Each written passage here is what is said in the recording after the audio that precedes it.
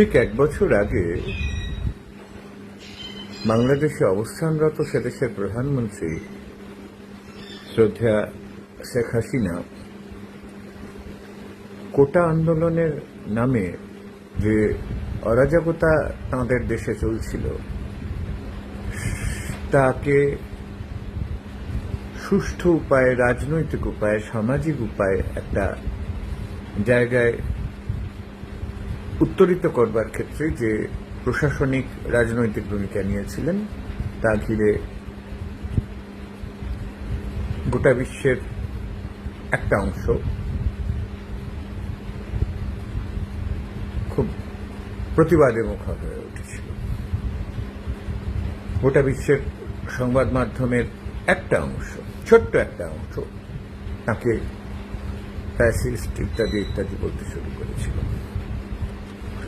এই কাজে পশ্চিমবঙ্গের কলকাতা বা তার আশেপাশে অবস্থানরত কিছু কিছু লোক বেশ উদ্যোগী হয়ে উঠেছিলেন।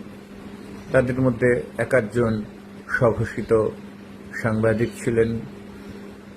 একজন স্বঘোষিত তথ্যচিত্র নির্মাতা ছিলেন এবং অতীতে বাংলাদেশে 1/11-এর সময়কালে সেদেশের এক প্রাক্তন বামপন্থী, তিনি হঠাৎ করে একটি খবর কাগজের সম্পাদক হয়ে উঠলেন এবং যুক্তবঙ্গে যে মুসলিম জাতীয়তাবাদের লড়াই, দেশভাগের জন্য হিন্দু সাম্প্রদায়িকতার সঙ্গে মুসলিম সাম্প্রদায়িকতার যে আঁতাত, তার অন্যতম ভাগিদার এক ব্যক্তি, যিনি পরবর্তীকালে বিরাট বড় সাহিত্যিক বলে পরিগণিত হচ্ছেন,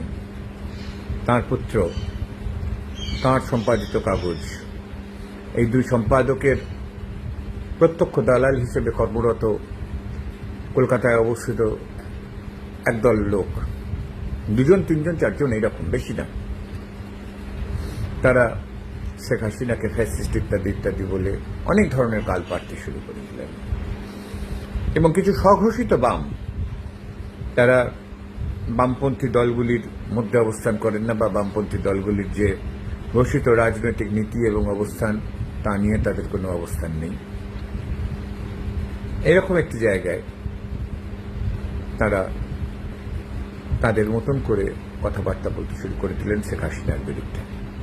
কিন্তু মজার কথা হলো, গত এক বছর